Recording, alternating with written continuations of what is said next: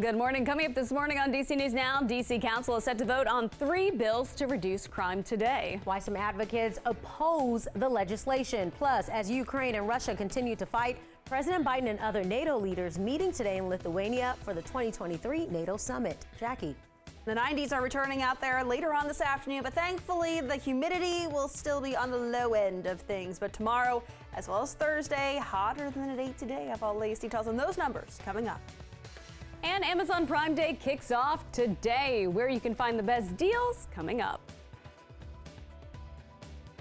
The station covering all of the DMV. This is DC News Now. All right, your time right now is 6 o'clock on a Tuesday morning. We're going to start you off with a live look outside.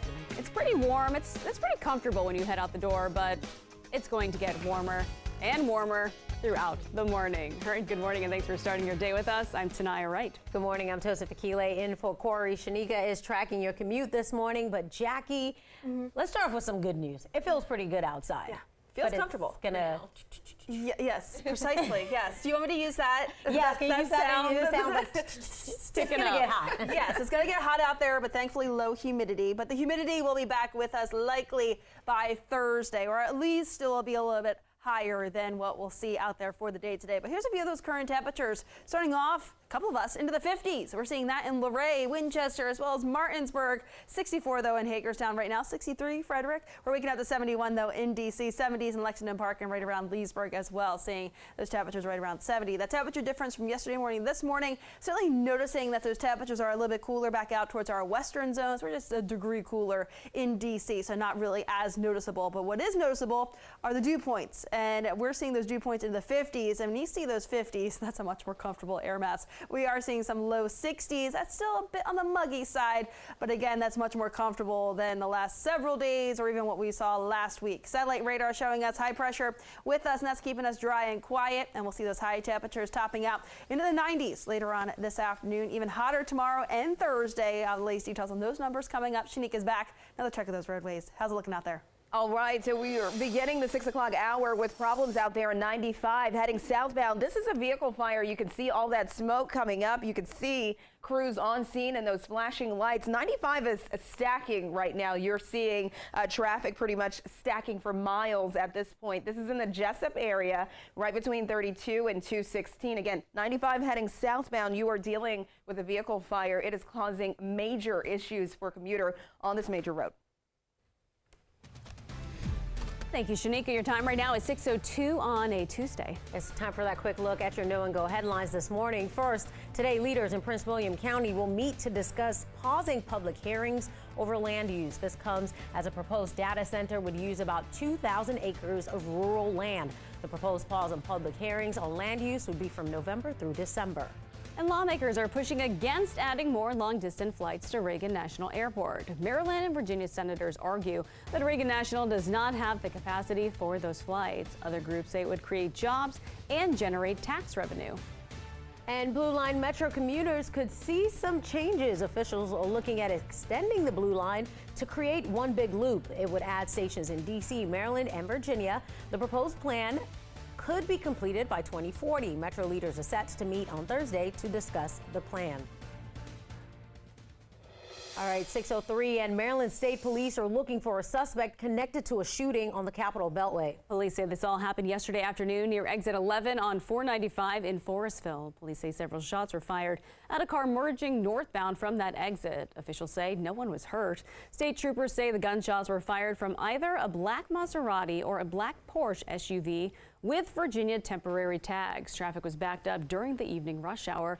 Police are asking any witnesses to give them a call. A man is in the hospital right now after he was stabbed on a Green Line train. Now, police say this happened at about 9 o'clock last night at the Naylor Road Metro Station in Temple Hills. Investigators say they do have a suspect in custody. That victim is expected to be okay.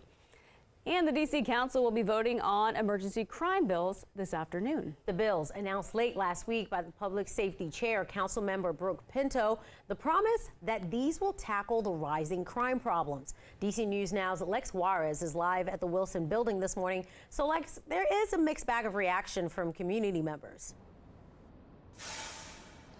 Yeah, that's right. Now, one of these bills, the one that addresses transparency, people are welcoming that. But one of the bills that would make it available for young people to be locked up while they await trial, that has more critics. Now, that bill specifically, what it would do is allow people who are accused of violent crime to be held without bond.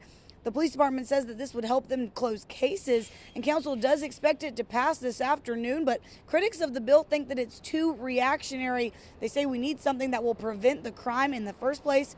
Justice groups in the city say that the bill is being rushed, that it will negatively impact young people by keeping them in environments that they shouldn't be in, and that there are other options that would be more cost effective for the city.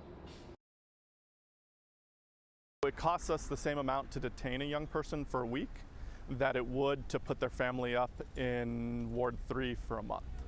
And so the question is where do we want to allocate our time and resources?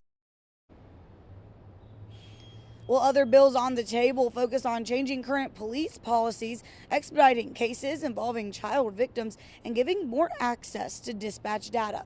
Now, the legislative meeting with the council starts at noon, and it's scheduled to go until 5 o'clock this afternoon. If council does vote to approve these emergency bills, they will go into effect immediately. Live at the Wilson Building, I'm Lex Juarez, DC News Now. Thank you, Lex, for that update. In Virginia, a proposal that could impact public hearings over land use is on the agenda today for Prince William County Board of Supervisors. It comes as the county is divided over a proposal to add more data centers. The proposed data center would turn 2,000 acres of rural area into a massive data hub. The proposed resolution pauses all hearings on public land use from November through December until a new board takes over. This is an industry that's gone too far. This is an industry that became so egregious in their request and where they wanted to build, where they want to build, that they've certainly turned this county upside down. Today's meeting is at 2 p.m. The board needs 5 votes to pass that resolution to pause the public hearings. And it's been a little over a week since recreational use of marijuana became legal in Maryland. During the first week, the state saw more than $10 million in sales. That is right. And a percentage of those sales are supposed to be reinvested back into communities. We're anticipating a rush, but we thought it would kind of calm down by now, and it has not stopped. Now, business is not slowing down at Marion Main Dispensary in Prince George's County. The revenue is helping communities. The Maryland cannabis tax is set at 9%, and 35% of that tax goes towards communities harmed by marijuana criminalization.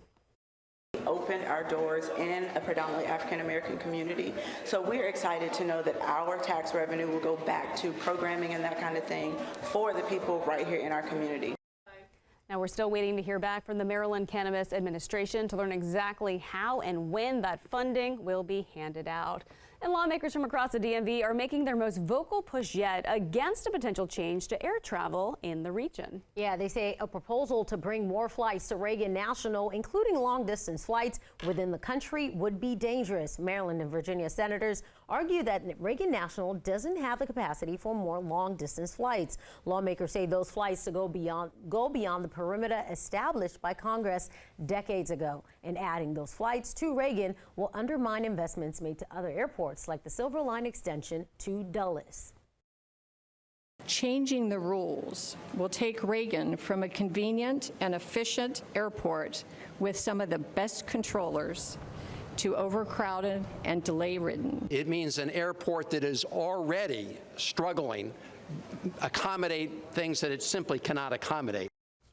Some groups like the Capital Access Alliance say the additional flights would bring jobs and more tax revenue. That sound means we're helping you stretch your dollar. Today is the official start of Prime Day, but experts are warning shoppers to be aware of people impersonating Amazon during the website's annual Prime Day. That is right. The Better Business Bureau is reminding consumers to watch out for lookalike websites, too good to be true social media ads, and unsolicited emails or even calls. Amazon says there are 2 popular tricks that people have used in recent years around Prime Day. The first involves people getting phone calls that there's something wrong with their Prime membership. The person will then be asked for their credit card number and Amazon login.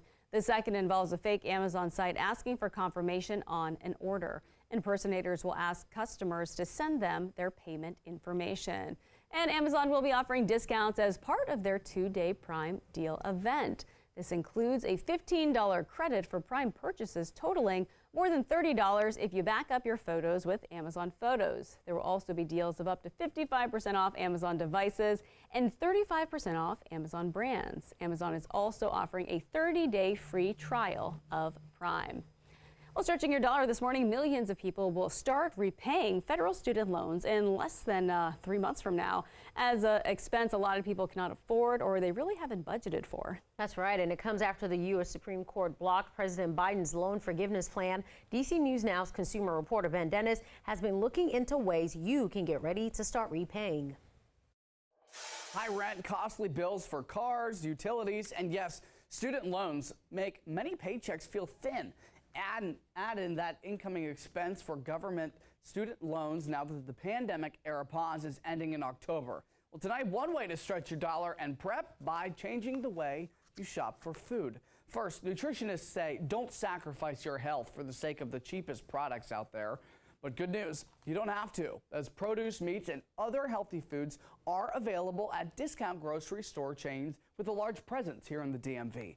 Lidl all over the district and spilling into Montgomery County and into Arlington County. Same goes for Trader Joe's locations and Aldi grocery stores. Save a Lot, they've got 5 separate locations in Prince George's County.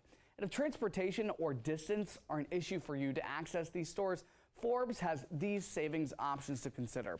Grocery loyalty rewards cards at the store you regularly shop at. Plus, plan meals around items that are on sale at the time. Check out seasonal produce sales, for example, and try shopping on Wednesdays, since many grocery chains offer the final day and first day for deals midweek. And meal planning to ensure you're not spending more than intended. One big footnote here, the federal government does say many borrowers can have their loans forgiven if they meet certain criteria listed in full at the U.S. Department of Education website. Ben Dennis, DC News Now.